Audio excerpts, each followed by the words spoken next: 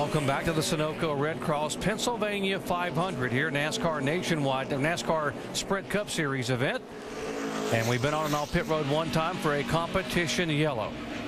Yeah, check this out right here. Jimmie Johnson came in as the leader, and you can see by this comparison that he did a good job getting down pit road, only a half a second difference or less on drive time down pit road. But look what the crews did. 13.5 for Hamlin, 14.2 for Johnson, and that gained Hamlin 2 spots. You see right here the teammates, Jimmie Johnson, Jeff Gordon, making their 4-tire stop. Looked like that Jimmie Johnson was going to be able to get out in front of Jeff Gordon. Yeah, we'll see him leave here in just a minute, and Jimmie Johnson was actually ahead, and I watched him go down pit road. You can see. Now let's watch this. Now they're up to speed, both of them really right there. I wonder if Johnson's just playing it a little bit conservative here because Jeff Gordon's going to beat him right at the end of pit road.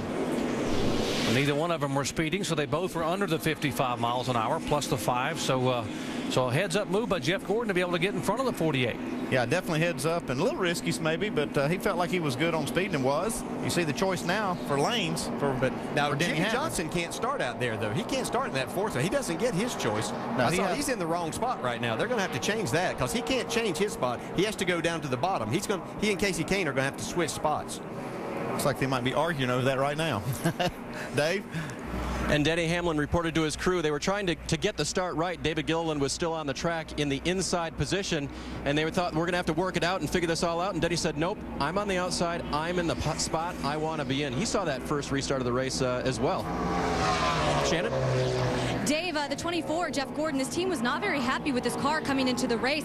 They said that they were battling tight conditions in practice. They just couldn't lose it. But right now, Jeff Gordon's saying that the car is as good as it's been all weekend. They did not make any changes on that pit stop. They want to wait to see what happens to the track. Vince? Kyle Busch picked up 4 spots during that pit stop, as noted by the guys in the booth. They didn't do anything special. They took 4 tires, but just a very, very good, clean stop. They made no adjustments to the car. It's a little tight overall, but they think it's going to free up a bit in this second set. Crew chief Steve Addington suggested a couple of changes to Kyle, but Kyle said, no, I think it's pretty good. Let's leave it alone. But what's most important, guys, picking up 4 spots in the pits for this team really helps them on the track because, as we noted in the pre-race, this hasn't been a track where they've had much success. They need a good points day today. They're off to a good start.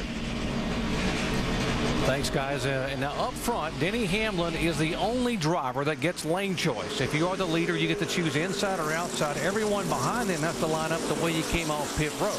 Well, technically, he wasn't the leader when they did the lane choice. It was David Gilliland. He had stayed out, but then he pulled in, and that left Denny Hamlin on the outside, and that's the lane he wanted anyway. So he will control this start. That's how Jimmie Johnson was allowed to start in that outside lane, because when the choice was made, he was actually running 4th. You can see these guys can't pass to the start-finish line. That reverts back, which that's different after we started these double file restarts. So they had to stay in line.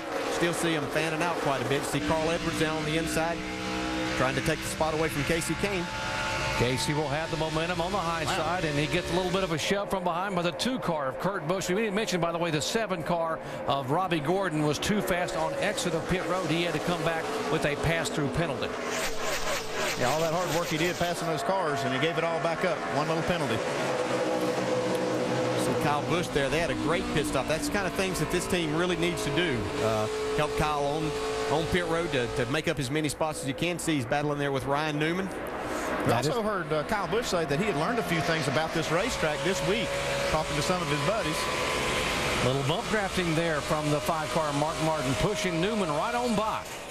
You have to understand you're running over 200 miles an hour down that front straightaway, so the draft plays a big part. See Mark's car get just a little bit loose. Man, he's really able to hang in there. Man, he jumped to that throttle really good. Still not able to make the move on Newman. Well, here comes Kyle Busch. He's going to go to the inside and take that away from Mark. They get down here to the tunnel turn. It's really not a too wide turn. These guys have made it that sometimes. It's not where you want to be on the outside part. See Kyle Busch was able to take that spot away from Mark Martin. You'll battle back and forth all day. This is a fun racetrack, but it can be one of the most aggravating as you get in situations like this. You're trying to make a pass, then somebody comes and pushes a car by you, and you lose 2 or 3 spots, and you have to go back and regroup and try to make that up. So we see Mark trying to go back to the inside of Kyle Busch. Yeah, Mark's got a great car, and he went for that bottom lane in turn 1. It looks like that's so inviting to try to take that route, especially with the good tires and the good grip, but it's just not working out. And right here, he's going to try it again. Guys like Mark, that's the only place we ever knew to run for so long was on the very bottom of the racetrack down there. So having to make a change is something you adjust to, but we know that Mark Martin really likes to be on the bottom. But you can see he's going to lose another spot right here. Montoya gets to the back of Kyle Busch and pushes him by. Mark Martin backsliding now behind Montoya to 10th position. So Mark tried to make the move on Kyle Busch and loses a spot to Montoya. Vince? Mark Martin not saying anything on the radio about the difficulties of the race car, but it's interesting that Alan Gustafson, the crew chief, had told me earlier that some tracks you just have a feel for, and this one I don't. So they weren't quite sure what kind of day they were going to have today, and he says it's compounded by the fact that they struggled here in June.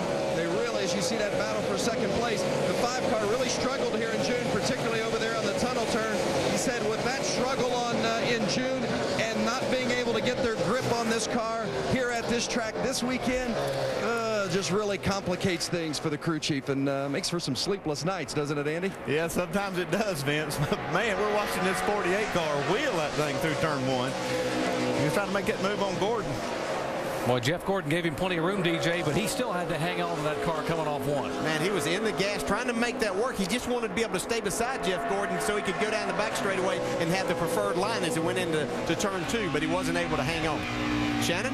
Guys, you know, some teams brought their same setups from the June race just 6 weeks ago to the track this weekend, not the 48 team. Chad Canow said he did not feel that he had the winning car back in June. He said actually the 99 and the 14 were much better. So they went back to the shop, they worked on some things, they brought a combination of those things, but this weekend they said that the car was really good. You guys had him in the pit studio yesterday, and you saw the smile on their faces. They knew this car was going to be good today. There's a couple of reasons why you can't run. Look at this move right here. Now, oh, man, he is right up against his teammate.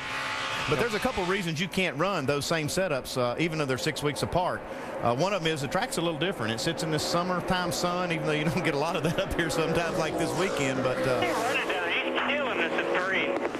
The other thing is that you lose a little bit over 6 weeks. Actually, other teams will gain in technology. And if you just sit on what you have for 6 weeks, you can get behind. Yeah, and you have to remember that you put 500 miles of racing on this racetrack the last time, so the track surface is worn even more as we see Casey Kane coming up trying to take the 3rd spot away from Jeff Gordon. Well, Kane just moving in on Jeff Gordon, and you heard Jeff Gordon a little frustration because that 48 car is just so good coming off the corners. We'll see if Jimmy Johnson now can reel in Denny Hamlin. Well, that was a great move that Jimmy Johnson waited till the next lap. He tried to make the pass down in 1 the time before, got really loose on the exit of that corner. Next time he followed Jeff down in, made his car turn down the hill, and then beat him off the corner and got the preferred spot going into turn 2.